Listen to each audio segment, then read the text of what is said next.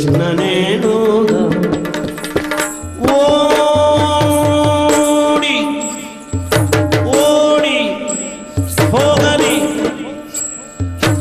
ಓಡಿ ಹೋಗಲಿ ಕೃಷ್ಣನೇನೋದ ನಾನು ಓಡಿ ಓಡಿ ಓಡಿ ಓಡಿ ಹೋಗಲಿ ಕೃಷ್ಣನೇನೋದ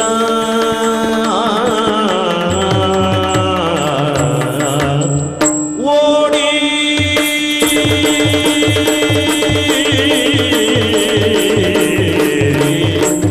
ಹೋಗಲಿ ಕೃಷ್ಣನೇನೋದ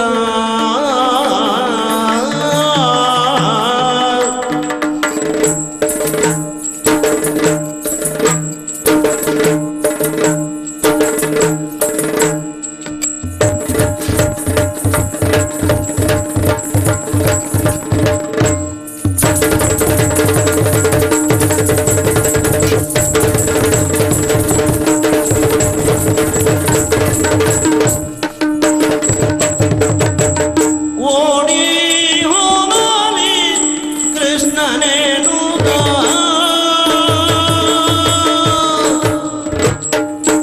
ಗಾಢ ಗರ್ವದಲ್ಲಿ ಕುಳಿತಿರುವ ನೀವೂವರನು ಗಾಢ ಗರ್ವದಲ್ಲಿ ಕುಳಿತಿರುವ ನೀವೂವರನು ಕೇಡುಗರ ಒಡನಾಡಿ ಕೆಟ್ಟ ಕೇಡುಗರ ಒಡನಾಡಿ ಕೆಟ್ಟ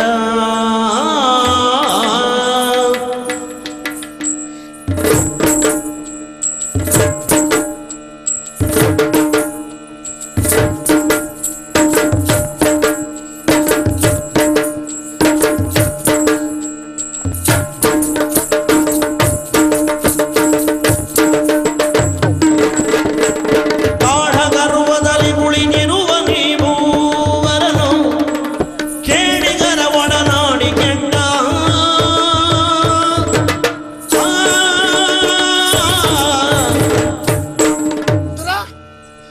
ನೋಡಿದೇನು? ನೋಡ್ತಾ ಇದ್ದೇನೆ. ನೋಡುವುದಲ್ಲದೆ ಬೇರೇನು ಆಡ್ಲಿಕ್ಕೆ ಶಬ್ದಗಳು ಸಿಗ್ತಾ ಇಲ್ಲ. ಹೌದು, ಯಾಕೆಂದ್ರೆ ಸಭಾವಲಯ. ಎಂತಹ ಸಭೆಯೋ ನೋಡಿದೆಯಾ ವಿದುರ? ಹೌದು ದೇವ್ರೆ, ನಾನು ನೋಡ್ಲಿಲ್ಲ ಅಂತಲ್ಲ, ವಿರಳ ಅಪರೂಪಕ್ಕೆ ಆಗೊಮ್ಮೆ ಈಗೊಮ್ಮೆ ನೋಡಿದ್ದು ಅಲ್ವಾ? ನೀನು ಹಾಗಲ್ಲ, ನಾನು ನೋಡ್ತಾ ಇದ್ದೇನೆ, ನಿರಂತರವಾಗಿ ನೋಡ್ತಾ ಇದ್ದವನು ಕಾಲದಿಂದ. ಇಂತಹ ಓಲಗ ಈ ಹಸ್ತಿನಾಯಲ್ಲಿ ಇತ್ತೀಚೆಗೆ ಎಂದಾದ್ರೂ ಏರ್ಪಟ್ಟಿತ್ತ? ಅಷ್ಟೊಂದು ವೈಭವದಿಂದ ನಿರ್ಮಾಣವಾದದ್ದೇ ಇಲ್ಲ. ಮತ್ತೆ ಯಾಕೆ ಇವತ್ತಾಯ್ತು? ಯಾಕಾಗಿರಬಹುದು? ಬಹುಶಃ ಹೀಗೆ. ಹಾಗೆ ದೇವದೇವೋತ್ತಮನ ಅಂತ ನೀನು ಬರ್ತಾ ಇದ್ದೀಯ, ನಿನ್ನ ಸ್ವಾಗತಕ್ಕಾಗಿ ಎಲ್ಲ ಸಿದ್ಧತೆ. ದೇವ ಭಕ್ತನಾದವನು ಭಾವನೆಯಿಂದಲೇ ವಿಚಾರ ಮಾಡ್ತಾನೆ. ಅದೇ ನಾಸ್ತಿಕನಾದವನು ಅವನ ಮಟ್ಟದಲ್ಲೇ ಅವನು ವಿಚಾರ ಮಾಡ್ತಾನೆ ಅಷ್ಟೇ, ಅಲ್ವಾ? ನಿನ್ನ ಹಾಗೆ ನನ್ನ ಆಗಮನಕ್ಕಾಗಿ ಈ ಸಿದ್ಧತೆ ಅಲ್ಲ, ಈ ವೈಭವ ಅಲ್ಲ, ಎಲ್ಲ ನಮ್ಮ ದಿಕ್ಕು ತಪ್ಪಿಸುವ ಪ್ರಯತ್ನ ಇದು. ಅಂದ್ರೆ ನನಗೆ ಅರ್ಥ ಆಗಲಿ. ನನ್ನ ಕುರಿತಾಗಿ ತಿಳಿದಂತಹ ಈ ಕೌರವ ಹೀಗೆ ವಿಶಿಷ್ಟ ರೀತಿಯ, ವಿಭಿನ್ನ ರೀತಿಯ, ವಿಚಿತ್ರ ರೀತಿಯ ಓಲಗ ಸಭೆಯೊಂದನ್ನು ಏರ್ಪಡಿಸಿದ್ರೆ ನನಗೆ ದಾರಿ ಕಾಣದೆ, ಬಂದ ವಿಷಯ ನೆನಪಾಗದೆ ಓಡಿ ಹೋಗ್ಲಿ ಎನ್ನುವುದು ಇವನ ಉದ್ದೇಶ ಇರಬೇಕು. ಇದ್ದರೂ ಇದ್ದೀತು, ಇರ್ಬೋದು ಅಲ್ವಾ? ಆದ್ರೊಂದು ಅವ ತಿಳ್ಕೊಂಡಿದ್ರಲ್ಲಿ ಸ್ವಲ್ಪ ವ್ಯತ್ಯಾಸ ಮಾಡಬೇಕು. ಏನು? ಕೃಷ್ಣನನ್ನು ಓಡಿಸುವ ಪ್ರಯತ್ನ ಮಾಡಿದ್ರೆ ಏನಾಗ್ತದೆ? ಕೃಷ್ಣ ಓಡಿದಾಗ ಸತ್ತವನೊಬ್ಬ, ಹೌದು. ಕೃಷ್ಣ ಹಾಡಿದಾಗ ಸತ್ತವನೊಬ್ಬ, ಕೃಷ್ಣ ಮಾತಾಡಿದಾಗ ಸತ್ತವನೊಬ್ಬ, ಕೃಷ್ಣ ನಗೆಯಾಡಿದಾಗ ಸತ್ತವನೊಬ್ಬ. ಮಾಡಿಸುವವನ ಮನಸ್ಸು ಹೇಗಿದೆ ಎನ್ನುವುದರ ಮೇಲಿಂದ ನಮ್ಮ ಪ್ರಕ್ರಿಯೆಗಳು. ನಾನು ಓಡೇ ಹೋಗಲಿ ಎನ್ನುವ ಕಾರಣಕ್ಕಾಗಿ ಮಾಡಿದಿದ್ರೆ, ಆ ಕುರಿತಾಗಿ ನಾನು ಓಡ್ಲಿಕ್ಕೆ ಹೊರಟೆ ಅಂತಾದ್ರೆ ಪರಿಶ್ರಮ ತೊಂದರೆ ಅವನಿಗೆ ಅಲ್ಲವಾ? ಆದ್ರೆ ದೇವರೇ ಹೇಳುದು ಅವನಿಗಲ್ಲ. ಯಾಕೆ ಹೀಗಾಗಿ ಬಿಟ್ಟ ಅಂತ ನಾನು ಯೋಚನೆ. ಒಳ್ಳೆಯವನೇ, ಕೌರವ ಒಳ್ಳೆಯವನು. ರೂಢಿಯಲ್ಲಿ ಒಂದು ಮಾತಿದೆ ಗೊತ್ತ ನಿನಗೆ? ಏನು? ಮೈಯೆಲ್ಲ ಬಂಗಾರ, ಕಿವಿ ಮಾತ್ರ ಹಿತ್ತಾಳೆ. ದೊಡ್ಡವರಲ್ಲಿರುವ ಸಣ್ಣ ದೋಷ, ಸಣ್ಣ ಗುಣ. ಹೌದು ಹೌದು.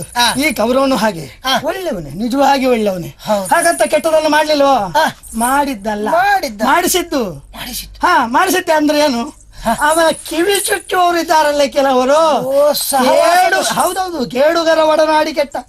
ಇವ ಕೆಡುವುದಕ್ಕೆ ಕಾರಣವೇ ಇವನ ಒಡನಾಟ. ಹೌದು, ದುಷ್ಟ ಚತುಷ್ಟ ಇದ್ದಾರೆ ನೋಡು.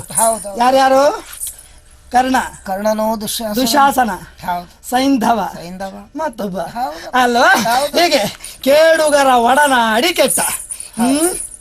ಏನ್ ಮಾಡ್ಬೇಕಾಯ್ತು ಈಗ? ಒಟ್ಟು ನಾವು ಬರ್ಬೇಕು, ಉದ್ದೇಶ ಈಡೇರ್ಬೇಕಲ್ಲ, ನಾವು ಕೇಳಬೇಕಲ್ಲಪ್ಪ.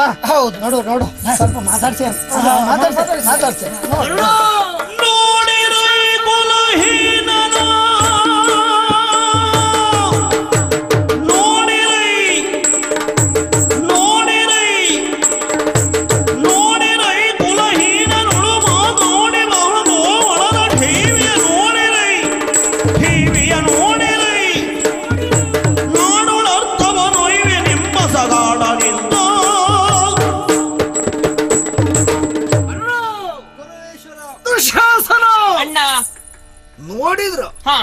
ನೋಡಿದ್ರೆ ನೋಡಿ ಅನತಿ ದೂರದಲ್ಲಿ ಬರ್ತಾ ಇದ್ದಾರೆ ಕೇವಲ ಇರುವರು.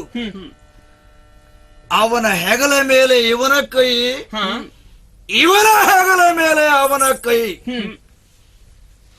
ಒಬ್ಬ ಹುಡುಗ, ಮತ್ತೊಬ್ಬ ಮುದುಕ. ವಿಪರ್ಯಾಸ! ಸಮಾನ ಸ್ಕಂದರ ಹೆಗಲ ಮೇಲೆ ಪರಸ್ಪರ ಕೈಯನ್ನು ಇಡಬೇಕು. ಇಲ್ಲಿ ಸಮಾನ ಸ್ಕಂದತೆ ಎನ್ನುವುದು ಉಂಟ. ಆದ್ರೂ ಅವನ ಹೆಗಲ ಮೇಲೆ ಇವನ ಕೈ, ಇವನ ಹೆಗಲ ಮೇಲೆ ಅವನ ಕೈ.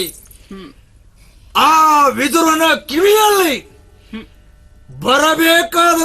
ಬರುತ್ತಿರುವಂತ ಕೃಷ್ಣನ ಬಾಯಿ ಬಿಡಾರವನ್ನೇ ಬಿಟ್ಟಿದೆ. ಏನು ಪಿಸು ಪಿಸು ಪಿಸು ಪಿಸು ಪಿಸು ಪಿಸು ಮಾತನಾಡ್ತಾ ಬರ್ತಾ ಇದ್ದಾರೆ. ಅಬ್ಬಾ, ಇವನ ಟಿವಿ ಪ್ರಾಯಶಃ ಈತ ಭಾವಿಸಿರಬೇಕು. ಪಾಂಡವರ ರಾಯಭಾರಿಯಾಗಿ ಬಂದಿರುವಂತ ತಾನು ಕೌರವನಲ್ಲಿರಬಹುದಾದಂತ ಪಾಂಡವರ ದಾಯ ಭಾಗ ಅರ್ಧ ರಾಜ್ಯ, ಆ ನಾಡಿನ ಅರ್ಧ ರಾಜ್ಯವನ್ನೇ ಖಂಡಿತ ಕೊಂಡೊಯ್ಯುತ್ತೇನೆ ಎಂಬ ವಿಶ್ವಾಸದಿಂದ ಹೆಜ್ಜೆ ಇಡ್ತಾ ಬರ್ತಾ ಇದ್ದಾನೆ. ಏನ ಗೋಪಾಲಕರ ಕೇರಿ ಅಲ್ಲ ಇದು, ಇದು ಭೂಪಾಲಕರ ಸಭೆ. ಅರಸು ಮಕ್ಕಳ ಸಭೆಯ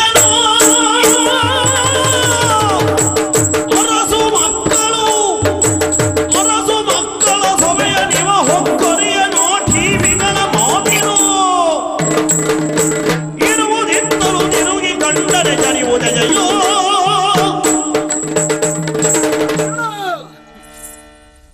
ಗೋಪಾಲಕರ ಕೇರಿಯಲ್ಲಿ ಗೋವುಗಳನ್ನ ಹೊಡೆದುಕೊಂಡು ಬಂದ ಹಾಗೆ ಅಂತ ಭಾವಿಸಿದ್ದಾನೋ ಏನೋ. ಇಲ್ಲಿರುವವರು ಗೋಪಾಲಕರಲ್ಲ, ಭೂಪಾಲಕರು, ಪಂಡಿತರು, ವಿವಿಧ ಕಲಾ ಮಂಡಿತರು, ರಾಜಕೀಯ ದೂರದರ್ಶಿಗಳು, ದಿಗ್ದರ್ಶಕರು, ನಿರ್ದೇಶಕರು, ಒಬ್ರೋ ಇಬ್ರು ಈ ಅರಸು ಮಕ್ಕಳ ಸಭೆಯಲ್ಲಿ ಮಂಡಿತರಾದವರು. ಇಂಥ ಸಭೆಯನ್ನ ಎಂಥವರಿಗೆ ಆದರೂ ಪ್ರವೇಶ ಮಾಡಿದರೆ ಎದೆ ಜರ್ಜರಿತವಾಗಬೇಕು. ಹೀಗಿರುವಾಗ ಪ್ರಾಯಶಃ ನಮ್ಮ ಸಭೆಯನ್ನ ಸರಿಯಾಗಿ ನೆಟ್ಟ ದೃಷ್ಟಿಯಲ್ಲಿ ಈತ ನೋಡ್ಲಿಲ್ಲ. ಹಾಗಾಗಿ ಠೇವಿಯಿಂದ ಈತ ಬರ್ತಾ ಇದ್ದಾನೆ. ಒಮ್ಮೆ ಸರಿಯಾಗಿ ನೋಡಿದ್ರೆ ಹೌಹಾರಿ, ಹಲ್ಲು ಕೇರಿ, ಕಾಲು ಜಾರಿ ಪಲಾಯನ ಸೂತ್ರ ಕೈಗೊಳ್ಳಬೇಕು. ಅದನ್ನು ಮೀರಿ ಯಾವ ಸಭೆಯನ್ನು ನಾನು ಪ್ರವೇಶ ಮಾಡಬಲ್ಲೆ ಎನ್ನುವಂತ ಅಹಂಕಾರದಿಂದ ನನ್ನಲ್ಲಿ ಮಾತಾಡಿ ಒಂದು ನಿರ್ಣಯಕ್ಕೆ ಬರಬೇಕು ಎನ್ನುವಂತಹ ತೀರ್ಮಾನದಿಂದ ಬರುವವನೇ ಸತ್ಯ ಅಂತಾದ್ರೆ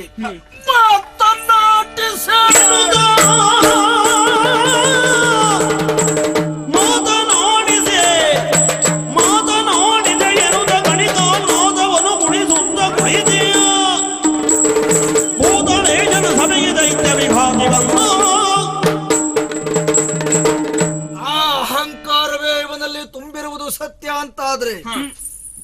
ನಾನು ಮಾತನಾಡಿದ್ರಲ್ವೋ ಹೌದು. ಏನಾದ್ರೂ ಪರಿಣಾಮ ಪ್ರಯೋಜನ ಉಂಟಾಗುವುದು. ಕೇವಲ ಒಬ್ಬರೇ ಮಾತನಾಡಿದ್ರೆ ಮಾತಾಡಿದ ಅಂತ ಆಗುವುದಿಲ್ಲ. ಇಲ್ಲ. ಬಂದ ಏನೋ ಬಾಯಿಗೆ ಬಂದ ಹಾಗೆ ಹಲುಬಿ ಹೋದ ಅಂತ ಹೇಳ್ತಾರೆ. ಅಷ್ಟು ಮಾಡಿಸುವುದೇ ನನ್ನ ಉದ್ದೇಶ. ಇನ್ನೂ ಒಂದು ಕಾರಣ ಉಂಟು. ಏನು? ಕೆಲವೇ ದಿವಸದ ಹಿಂದೆ ನಾನು ದ್ವಾರಾವತಿಗೆ ಇವನ ಸಹಾಯವನ್ನ ಯಾಚಿಸಿ ಹೋದವ. ಆ ಸಂದರ್ಭದಲ್ಲಿ ಈ ಕಪಟ ನಾಟಕ ಸೂತ್ರಧಾರಿ ಎಚ್ಚರಿದ್ದು ಎಚ್ಚರ ಇಲ್ಲದವರಂತೆ ಮಲಗಿಕೊಂಡಿದ್ದ. ಬಂದಂತ ನನ್ನನ್ನು ಎಷ್ಟು ಹೊತ್ತು ಮಾತನಾಡಿಸಲಿಲ್ಲ ಗೊತ್ತಾ ಈತ. ಅದಕ್ಕೆ ತಕ್ಕ ಪ್ರತಿಕಾರವೋ ಎಂಬಂತೆ ಇವ ಬಂದರೂ ಇವನನ್ನು ನೋಡುವುದಿಲ್ಲ, ಮಾತಾಡುವುದಿಲ್ಲ. ನಾನು ಮಾತ್ರ ಅಲ್ಲ, ನಮ್ಮ ಸಭೆಯಲ್ಲಿರುವಂತ ಸಮಸ್ತರು ಕಡೆದಿಟ್ಟ ಚಿತ್ರದಂತೆ ಸ್ತಂಭೀಭೂತರಾಗಿ ಕುಳಿತುಕೊಳ್ಳತಕ್ಕದ್ದು. ಯಾರಾದರೂ ಇವನಲ್ಲಿ ಮಾತನಾಡುವುದಕ್ಕೆ ಮುಂದಾದ್ರೆ, ಪ್ರತಿಕ್ರಿಯಿಸುವುದಕ್ಕೆ ತೊಡಗಿದರೆ 12 ಮಣ ಬಂಗಾರ, ತಲೆ ದಂಡ. ಯಾರು ಮಾತಾಡಬೇಡಿ, ಯಾರು ಮಾತಾಡಬೇಡಿ, ಮುಂದುವರಿಯಲಿ ನಮ್ಮ ಸಭೆ. ಮಾತಾಡ್ಯಾರ ಘನವಾದೋ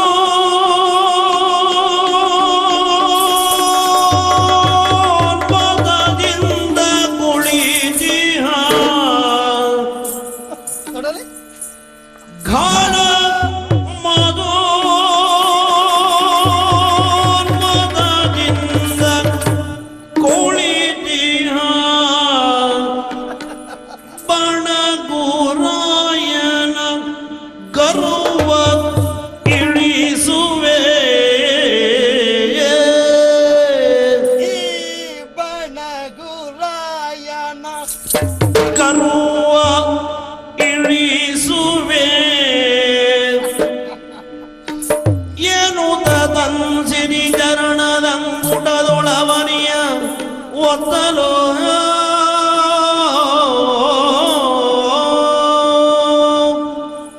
ಒಬ್ಬರನ್ನು ಉದ್ದೇಶಿಸಿ ಮಾತಾಡುವಂತಹ ಅರ್ಥವೇನು?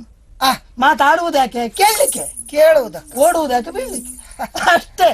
ಈಗ ನೇರವಾಗಿ ನನ್ನಲ್ಲಿ ಮಾತಾಡದೇ ಇದ್ರು ನನ್ನ ಸಂಬಂಧವಾಗಿ ಮಾತಾಡಿದ.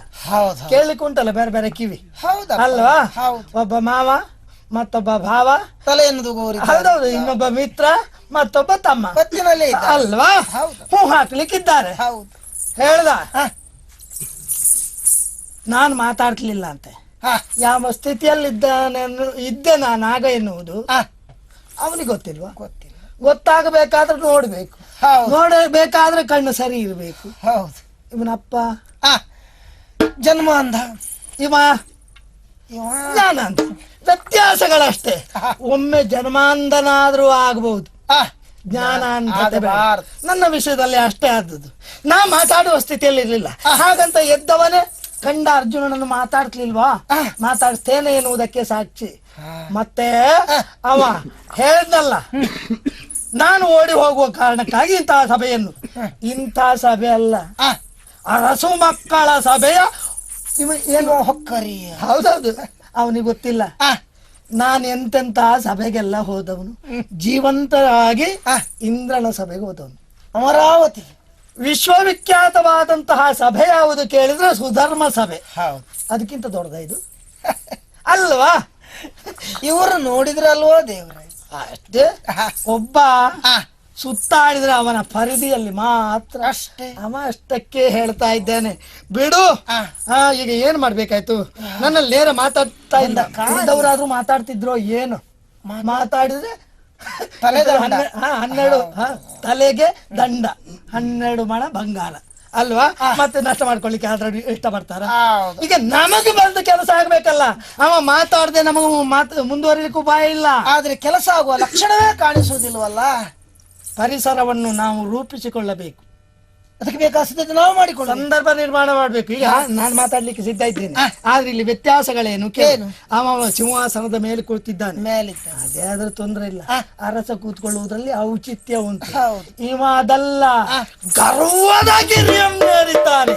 ಘನ ಮದೋನ್ಮತದಿಂದ ಕುಳಿತಿಹ ಬಣಗುರಾಯ. ಇವ ನಿಜವಾಗಿ ರಾಯ ಅಲ್ಲ, ರಾಯ ಅಂತ ಅವನೇ ಹೇಳ್ಕೊಂಡದ್ದು. ಒಬ್ಬ ಅರಸ ಅಂತ ಜನ ಗುರುತಿಸಬೇಕಾದ್ರೆ ಅವನಿಗೆ ಮೊದಲು ಆಗಬೇಕಾದ ಕರ್ಮ ಯಾವುದು? ಅಭಿಷೇಕ ಆಗಬೇಕು. ಪಟ್ಟಾಭಿಷೇಕ. ಯಾರವ ನೀವು ಅಭಿಷೇಕ ಮಾಡಿದವರು? ಹೇಳ್ಕೊಳ್ತಾನೆ. ಇವರೆಲ್ಲ ಕೈ ತಲೆ ಅಲ್ಲಾಡ್ಸ್ಲಿಕ್ಕೆ ಇದ್ದಾರೆ, ಒಪ್ಕೊಂಡಿದ್ದಾನೆ ಅಷ್ಟೇ. ಇವ ಕೇವಲ ಬಣಗುರಾಯ, ಅವನ ಗರ್ವ ಇಳಿಸಬೇಕು. ಈಗ ಸಂಭಾಷಣೆ ನಡೆಸಬೇಕು ಅಂತಾದ್ರೆ ವ್ಯಕ್ತಿತ್ವದ ಸಮಾನತೆ ಪ್ರಶ್ನೆ ಬೇಡ, ನಿಂತ ಲೆಕ್ಕಕ್ಕಾದ್ರೂ ಒಂದು ಸಮಾನತೆ ಎನ್ನುವುದು ಬೇಕು. ಅವ ಅಷ್ಟು ಎತ್ತರದಲ್ಲಿದ್ದಾನೆ, ನಾನು ಎಷ್ಟು ಕೆಳಗಿದ್ದೇನೆ. ಏನ್ ಮೇಲ್ನೋಡಿ ಮಾತಾಡುದು ನಾನು? ಕಷ್ಟ. ಎಷ್ಟೊತ್ತು ಮಾತಾಡ್ಲಿಕ್ಕೆ ಆಗ್ತದೆ? ಮಾತು ಎಷ್ಟು ಆಗ್ತದೆ ಹೇಳಲಿಕ್ಕೆ ಆಗುದಿಲ್ಲ. ಒಂದು ಕೆಲಸ ಮಾಡೋಣ, ಕೆಳಗಿದ್ದವರಿಗೆ ಮೇಲೋಗುದು ಕಷ್ಟ. ಹೌದೌದು. ಮೇಲಿದ್ದವ್ರನ್ನ ಕೆಳಗೆ ತರಿಸುವ ಸುಲಭ. ಸ್ವಲ್ಪ ಸುಲಭ. ಹೌದಪ್ಪ. ಅವನೇ ಬರಬೇಕು. ಮಾತಾಡಿಸುವ ಪರಿಗಳ ನೋಡುವುದು. ಹೌದು, ಮಾತನ್ನು ಕೇಳುವುದು. ಇವನನ್ನು ನಾನು ಮಾತಾಡಿಸುವ ಪರಿಗಳ ನೀ ನೋಡು.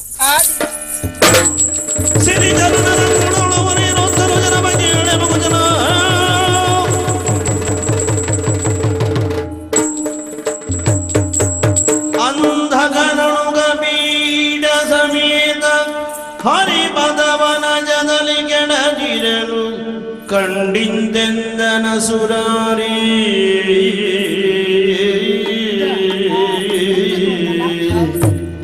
ಇನ್ನು ಮಾತಾಡ್ಸ. ಏನಯ್ಯ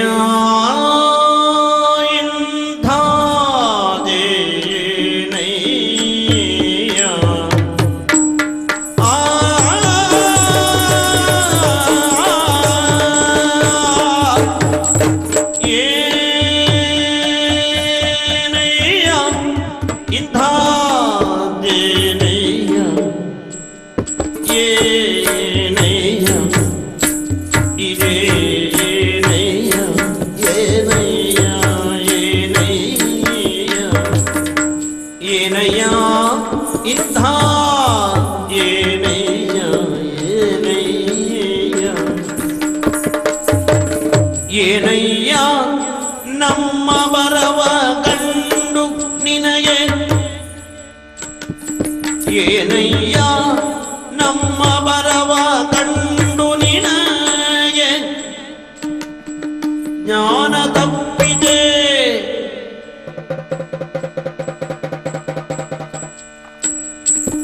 ಜ್ಞಾನ ತಪ್ಪಿದೆ,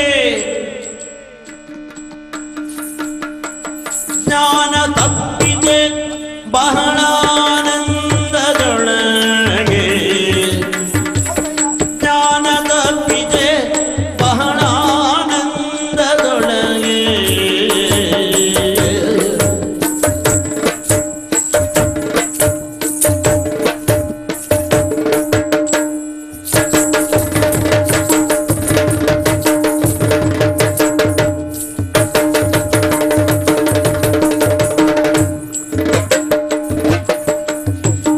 ಏನಯ್ಯ ನಮ್ಮ ಬರವ ಗಂಡು ನಿನಗೆ ಜ್ಞಾನ ತಪ್ಪಿದೆ ಬಹಳ ಆನಂದದೊಳಗೆ, ಜ್ಞಾನ ತಪ್ಪಿದೆ ಬಹಳ ಆನಂದದೊಳಗೆ.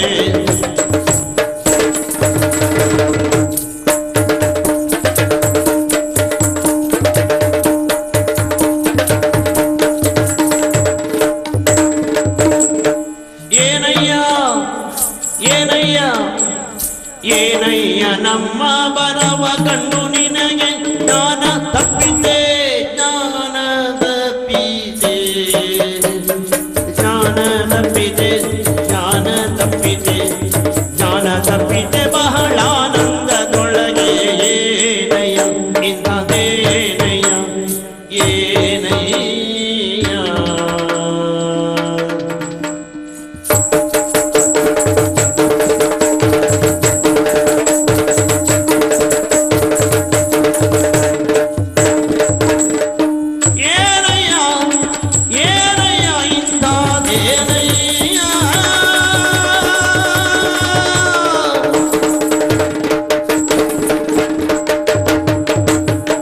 ಏನಯ್ಯ. ಇಂಥದ್ದೇನಯ್ಯ, ಅಯ್ಯೋ ಕಲ್ಪನೆ ಮಾಡ್ಲಿಕ್ಕೂ ಸಾಧ್ಯ ಇಲ್ಲ. ಅಷ್ಟು ಎತ್ತರದಲ್ಲಿದ್ದ ನೀನು ಒಮ್ಮಿಂದೊಮ್ಮೆಗೆ ನನ್ನ ಕಾಲು ಬುಡಕ್ಕೆ ಯಾಕೆ? ಹಾ ಹಾ ಹಾ ಹಾ ಹಾ ಹಾ ಹಾ ಹೀಗಾಗಿರ್ಬೇಕು. ನಾನು ಬಂದಿದ್ದೇನೆನ್ನೋ ಸುದ್ದಿ ಮುಟ್ಟಿದ್ರು ಕೂಡ ಇಲ್ಲಿಗೆ ಎಷ್ಟೊತ್ತಿಗೆ ಬರ್ತೇನೆ ಎನ್ನುವ ನಿರೀಕ್ಷೆ ಇಲ್ಲ. ಅಪ್ಪಣೆ ಕೊಟ್ಟವ ನೀನೇ ಆದರೂ ನನ್ನ ಗುಣದ ಕುರಿತಾಗಿ ಚೆನ್ನಾಗಿ ತಿಳ್ಕೊಂಡ ನೀನು ನಾನು ಬರಲಿಕ್ಕಿಲ್ಲ ಅಂತ ತಿಳ್ಕೊಂಡ್ಯೋ ಇಲ್ವೋ? ಆದರೆ ಅದು ಸುಳ್ಳಾಗಿಸಿ ನಾನು ಬಂದೆನೋ ಇಲ್ವೋ? ನಿನಗೆ ಸಂತೋಷ ಹೆಚ್ಚಾಯಿತು, ಆಗಬಾರ್ದು.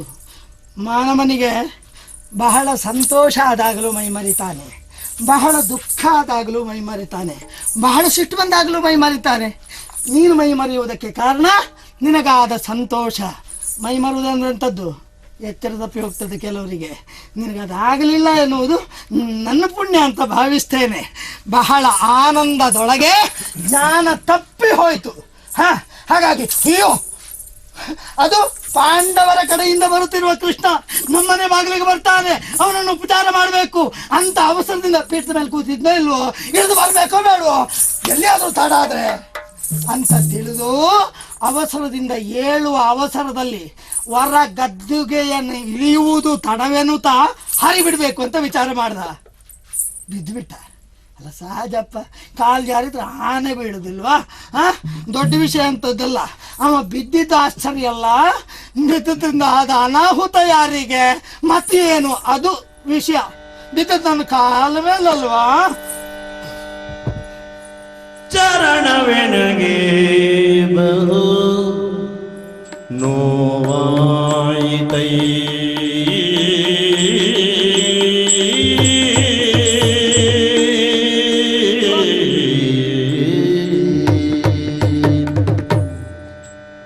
ತಾಗಡದ ಗದರಗಡ ದಿನ್ನದಿ ತಾಗಡದ ಗದರಗಡ ದಿನ್ನದ ತರಗಡ ದಿನ್ನದಿ ತರಗಡ ದಿನ್ನಗ ದಿನದಿ ದಿನದೈ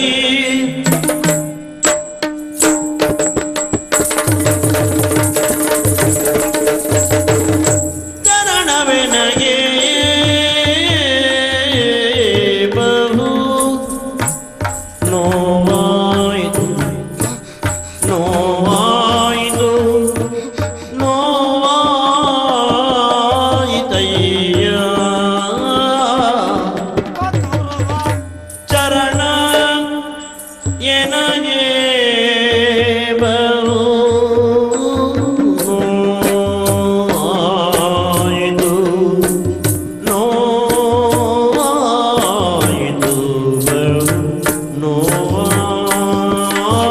ನೋವಾಯಿತಯ್ಯ ಚರಣವೆನಗೆ ಬಹು ನೋವಾಯಿತು ಚರಣ ಎನಗೆ ಬಹು ನೋವಾಯಿತು ನೋವಾಯಿತು ನೋವಾಯಿತಯ್ಯ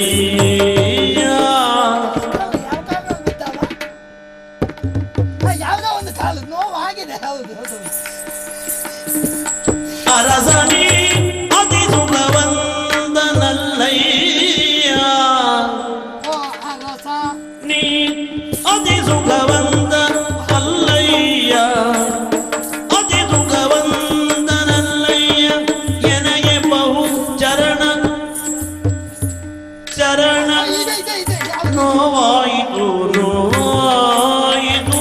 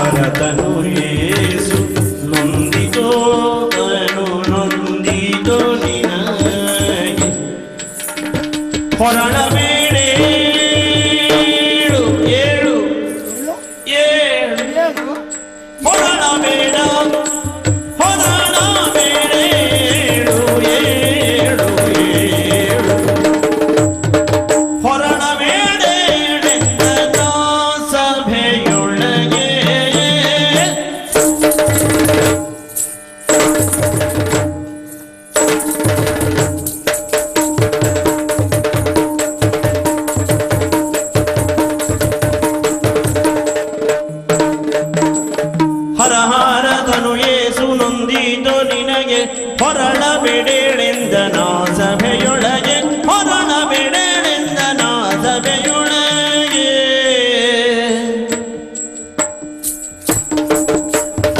ಏನಯ್ಯ ಏನಯ್ಯ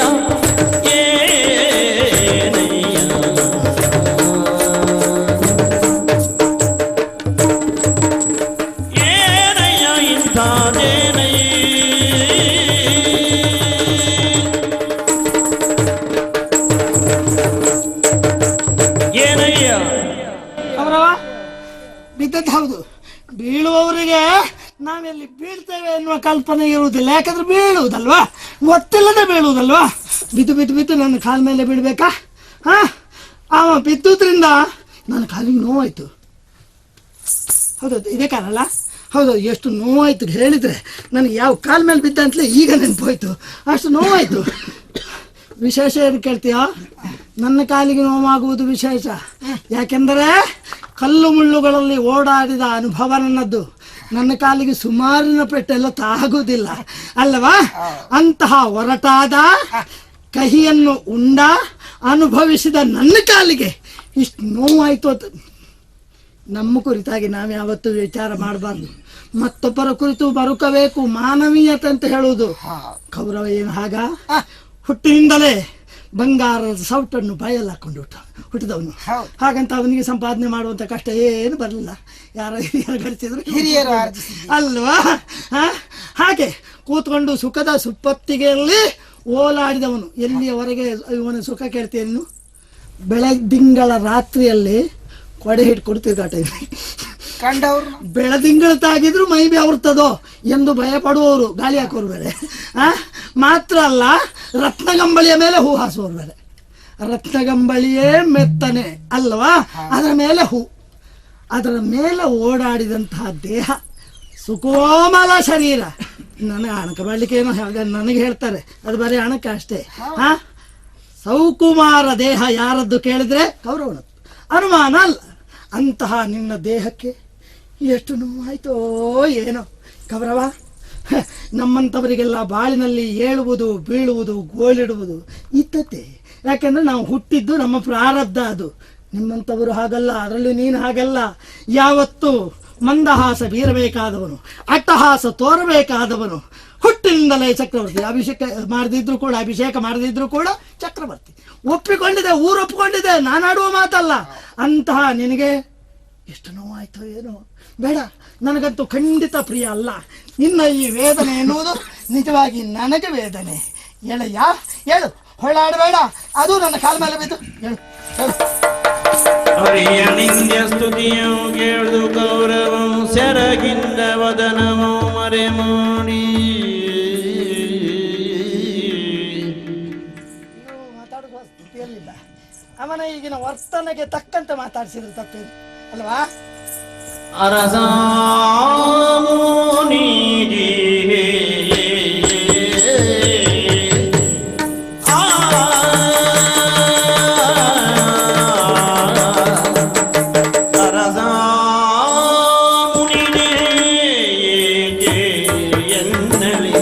ಕರುಣವಿಲ್ಲವೇ ನಿನಗೆ ಸತಿಯರದೇರದಿ ಮಂಡೆಯ ತಗ್ಗಿಸದೆ ಕಂಡೆರೆದು ನೋಡೈ.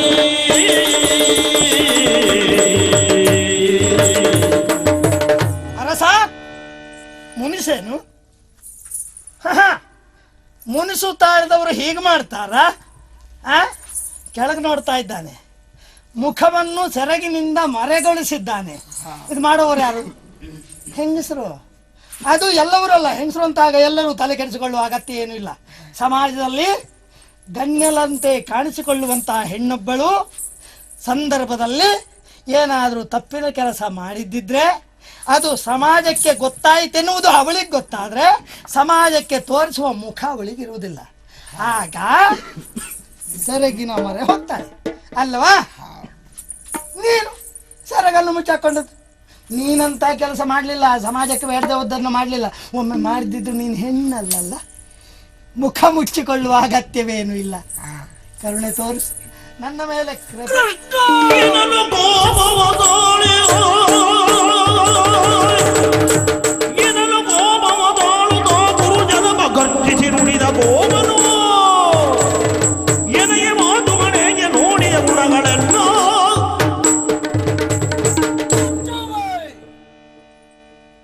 ಕೃಷ್ಣ,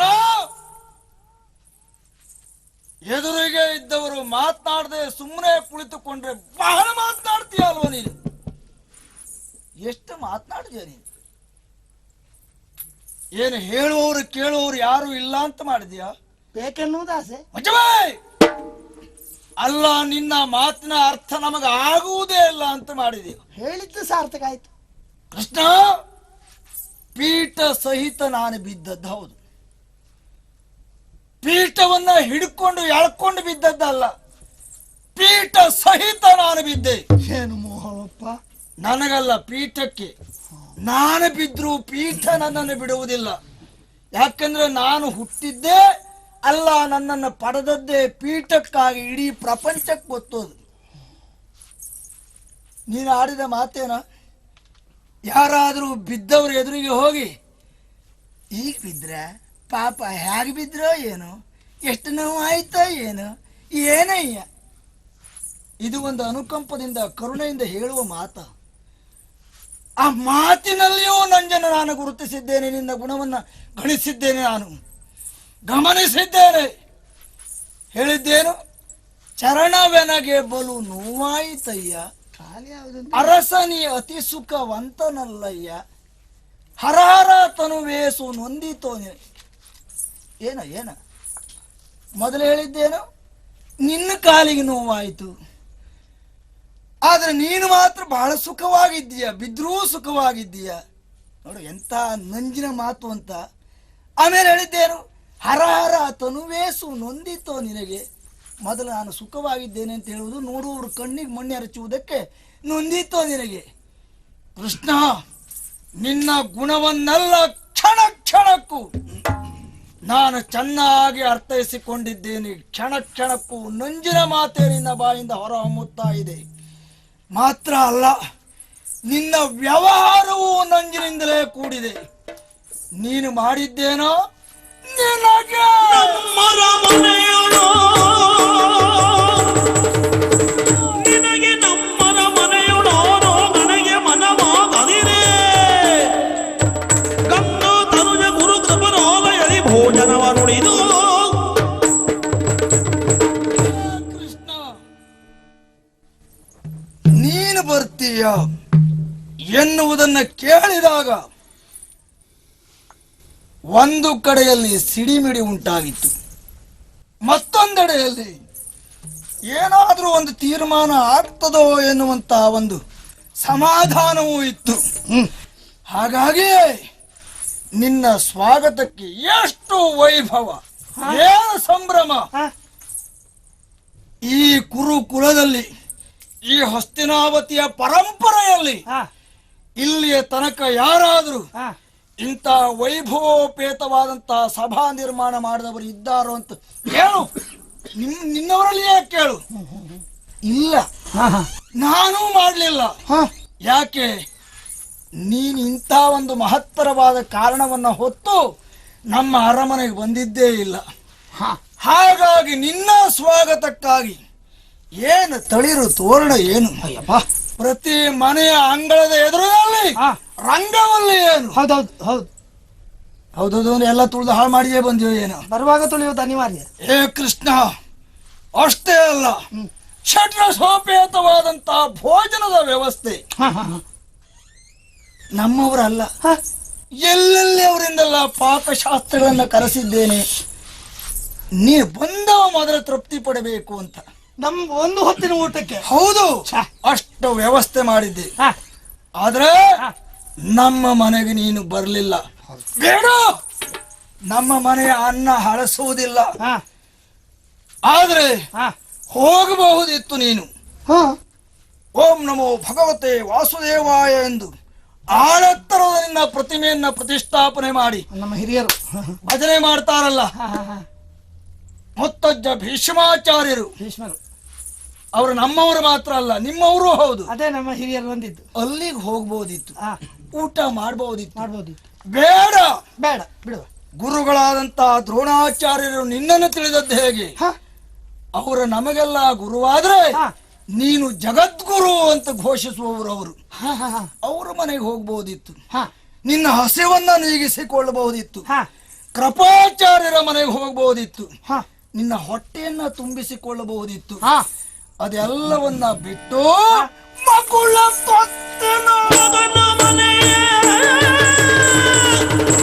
ಮಗುಳೆ ದೊತ್ತಿನ ಮಗನ ಮನೆಯಲ್ಲಿ ಸೊಗಸಿನಿಂದಲೇ ಹಸಿವ ನೀನೆ.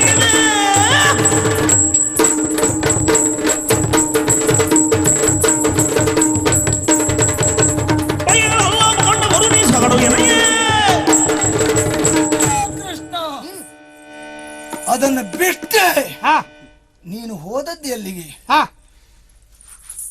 ಊಟ ಕೌರವರಲ್ಲಿ, ಕೂಟ ಪಾಂಡವರಲ್ಲಿ ಇದ್ದಾನಲ್ಲ ದಾಸಿಯ ಪುತ್ರ, ಇವನ ಮನೆಗೆ ಹೋದೆ ನೀನು. ಅಲ್ಲಿ ಏನೇನು ಪವಾಡ ಎಲ್ಲ ಮಾಡಿಬಿಟ್ಟೆ, ಹೌದೇನೋ? ಅವನ ಮನೆಗೆ ಹೋಗಬೇಕಾದ ಅವಶ್ಯಕತೆ ಆಗ್ಲಿ ಅನಿವಾರ್ಯತೆ ಆಗ್ಲಿ ನಿನಗಿತ್ತು, ಆದ್ರೂ ಹೋದೆ ಯಾಕೆ? ನನಗೆ ಅರ್ಥ ಆಗ್ತದೆ. ಏನು? ಅನ್ನವನ್ನೇ ತಿನ್ನುವುದು ನಾನು. ನೀನು ಗೋಪಾಲಕ, ಗೋವುಗಳ ಲೆಕ್ಕ ಹಾಕಬೇಡ. ಅವನಲ್ಲಿಗೆ ಯಾಕೆ ಹೋದೆ ಅಂತ ನನಗೆ ಅರ್ಥ ಆಗಿದೆ. ಸುಳ್ಳಲ್ಲ ಹೇಳಿ. ನನಗೆ ಸ್ವಲ್ಪ ಸಿಟ್ಟು ಹೆಚ್ಚಾಗ್ಲಿ, ಅತಿಯಾಗಿ ಸಂತೋಷ ಆದಾಗ ಹದ ತಪ್ಪುತ್ತದೆ. ಹೌದೌದು. ಅತಿಯಾಗಿ ಸಿಟ್ಟು ಬಂದಾಗಲೂ ಹದ ತಪ್ಪುತ್ತದೆ. ಆಗ್ತದೆ. ನನಗೆ ಅತಿಯಾಗಿ ಸಿಟ್ಟು ಬರ್ಲಿ, ನಾನು ಹದ ತಪ್ಪಲಿ, ಆಮೇಲೆ ನಿನ್ನ ಯುಕ್ತಿ ಮಾರ್ಗವನ್ನು ಅನುಸರಿಸಿ ಮಾಡಬೇಕಾದ್ದನ್ನು ಮಾಡಿ ಪಡೆಯಬೇಕಾದ್ದನ್ನು ಪಡೆದು ಹೋಗೋಣ ಎನ್ನುವಂತ ಬುದ್ಧಿವಂತಿಕೆಯ ಅಲ್ಲ.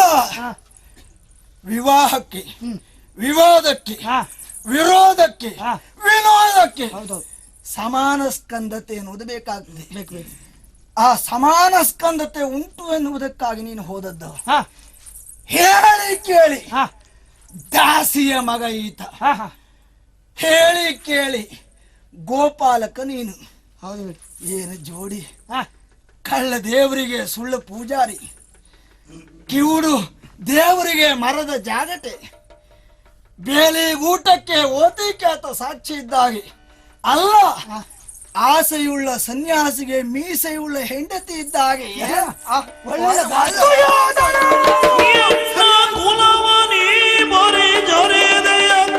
ಕದನ ತಲೆ ತಲೆ ಗೋಯ್ವೆ ನಿರುತಲೆ ಜಾವ ವಿರನೋ ಧರಿಸೇನು ಕರದಲ್ಲಿ ಮುರಿದಿಕ್ಕು.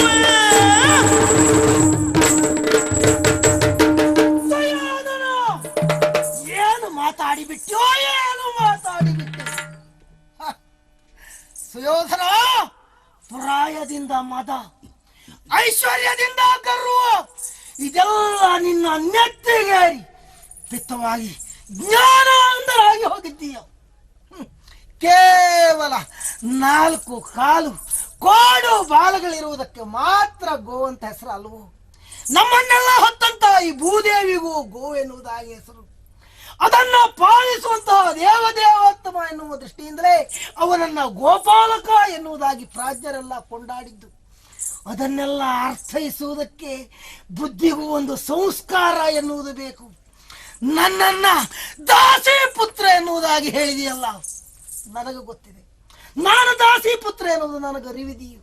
ನಾನೆಲ್ಲಿಂದ ಬಂದವ, ಯಾಕಾಗಿ ಬಂದವ, ಮುಂದೆ ಹೋಗುವುದು ಎಲ್ಲಿಗೆ ಎನ್ನುವ ಅರಿವು ನನಗಿದೆ.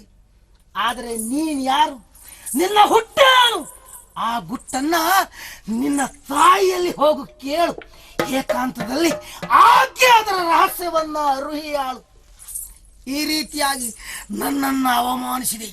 ಅಂದು ನೀನು ಹುಟ್ಟಿದ ಸಂದರ್ಭ ಆದಂತಹ ದುಶ್ಶಕುನಗಳನ್ನೆಲ್ಲ ಕಂಡು ಇದು ಕುಲಕ್ಕೆ ಅರಿಷ್ಟ ಎನ್ನುವುದಾಗಿ, ಇದನ್ನು ರಾಜ್ಯದಿಂದ ಹೊರಹಾಕಿ ಎನ್ನುವುದಾಗಿ ಹೇಳಿದವ ನಾನು.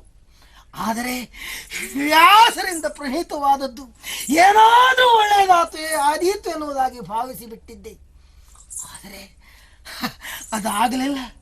ದೇವದೇವತ್ವವನ್ನು ನಿಂದಿಸಿದೆ, ನನ್ನನ್ನು ನಿಂದಿಸಿದೆ. ಅಂದು ಮೈತ್ರೇಯರು ಬಂದ ಸಂದರ್ಭ ನಿನ್ನ ತೊಡೆಯನ್ನ ತಟ್ಟಿ ಗರ್ವವನ್ನು ಪ್ರದರ್ಶಿಸಿದೆ.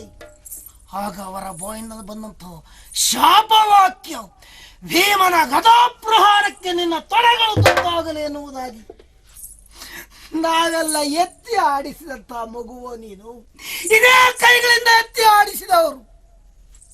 ಅಂತಹ ಸಂದರ್ಭ ಸನ್ನಿಹಿತವಾಯಿತು ಅಂತಾದರೆ ಆಗ ನಿನ್ನ ತಲೆಯನ್ನ ಕಾಯಬೇಕೆನ್ನುವ ಕಾರಣಕ್ಕಾಗಿ ಈ ವಿಶೇಷವಾದಂತಹ ಧನುವನ್ನ ಕಾಯ್ದಿರಿಸಿದ್ದೆ. ನಿನಗಿಲ್ಲದ ಅಭಿಮಾನ ನನಗೆ ಯಾಕೆ? ದೇವದೇವತ್ವವನ್ನೇ ನೀನು ನಿಂದಿಸಿದೆಯಲ್ಲ. ದೇವದೇವತ್ವವನ್ನು ನಿಂದಿಸಿದ್ದಲ್ಲವಪ್ಪ, ನಿನ್ನ ಮರಣ ಶಾಸನಕ್ಕೆ ನೀನೇ ಮುನ್ನುಡಿಯನ್ನ ಬರದೆ. ಕೌರವ, ದೇವ ವಿರೋಧವನ್ನ ಕಟ್ಟಿಕೊಂಡ ಮೇಲೆ ಈ ಬಿಲ್ಲು ನಿನ್ನನ್ನ ಎಲ್ಲಿ ಕಾಪಾಡೀತು ಹೇಳು? ಹೆಚ್ಚೇನು, ನಿನ್ನ ಹಣೆಯ ಬರಹವನ್ನ ಬರೆದಂತ ಆ ಬ್ರಹ್ಮನೇ ಬಂದರೂ ನಿನ್ನನ್ನು ಉಳಿಸಲಾರ. ನಿನಗಿಲ್ಲದ ಅಭಿಮಾನ ನನಗೆ ಯಾಕೆ? ಬೆಟ್ಟೆ ಹರಿಲಾಗಿದೆ.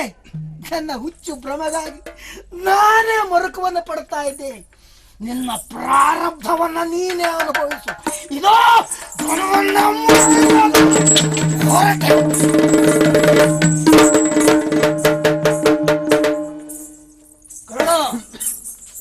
ತಮ್ಮ ಅಣ್ಣ, ಅಂತೂ ಒಂದು ಕರ್ಕರೆ ಹೊರಟೋಯ್ತು. ಹಾ, ಇನ್ನು ಈ ಕಡೆ ಜೀವ ಇರುವ ತನಕ ಆತ ತಲೆ ಹಾಕ್ಲಿಕ್ಕಿಲ್ಲ. ಖಂಡಿತ ಇಲ್ಲ. ನಮ್ಮ ಮೂಲ ಉದ್ದೇಶವೂ ಅದೇ ಆಗಿತ್ತು.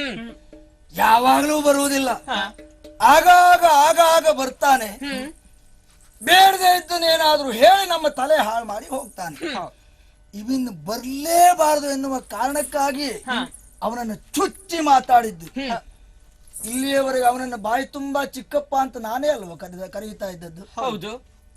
ಇವತ್ತು ಉದ್ದೇಶ ಪಟ್ಟು ದಾಸಿಯ ಪುತ್ರ, ತೊತ್ತಿನ ಮಗ ಅಂತ ಹೇಳಿದೆ.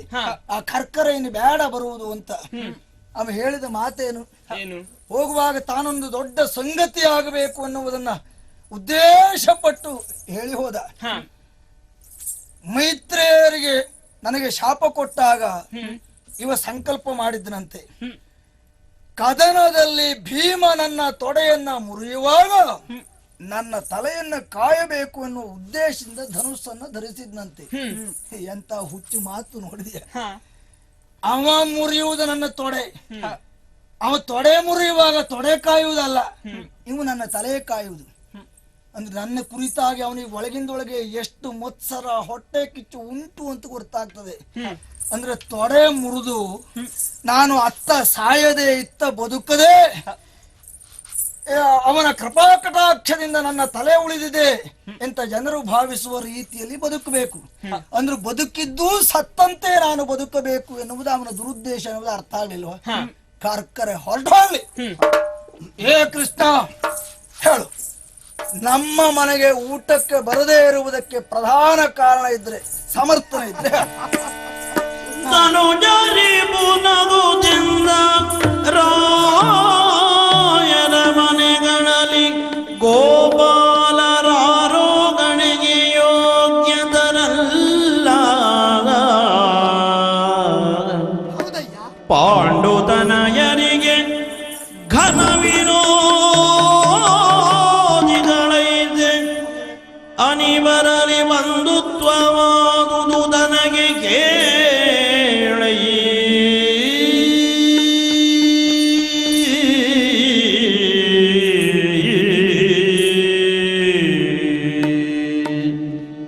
ಕೆಲವನ್ನೆಲ್ಲ ಯಾಕೆ ಅಂತ ಪ್ರಶ್ನೆ ಮಾಡಬಾರದು ಕೌರವ.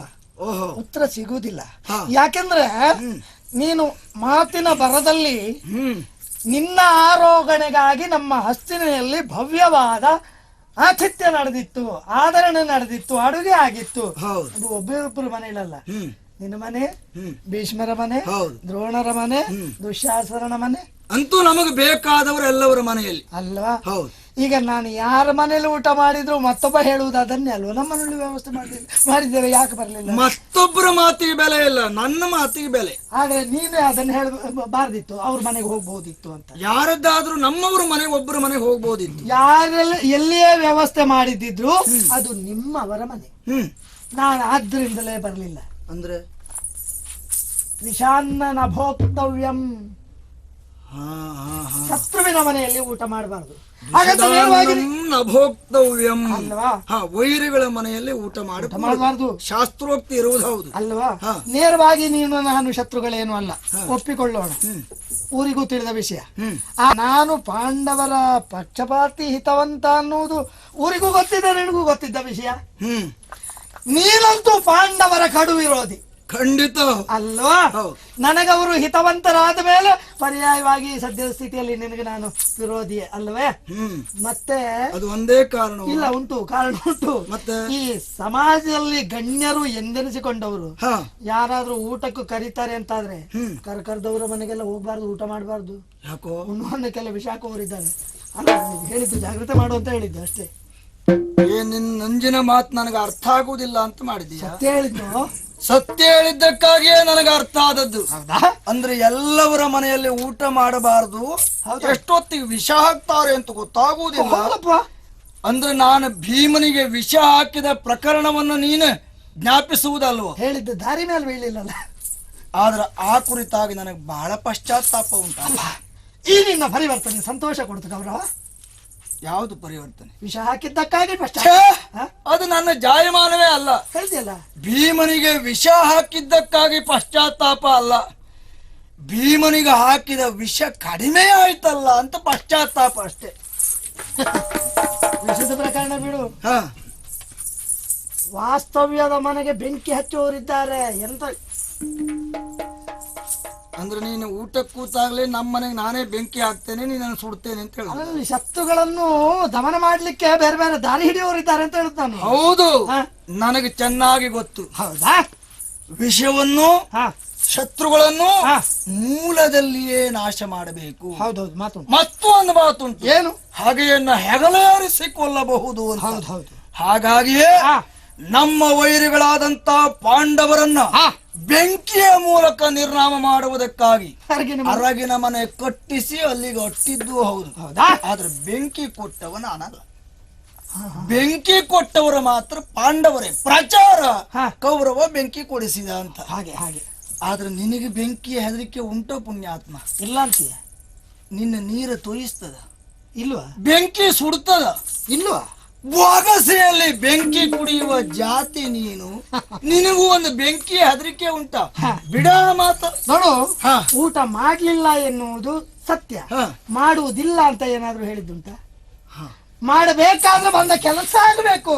ಬಂದ ಕೆಲಸ ಯಾವುದು ಹೇಳು?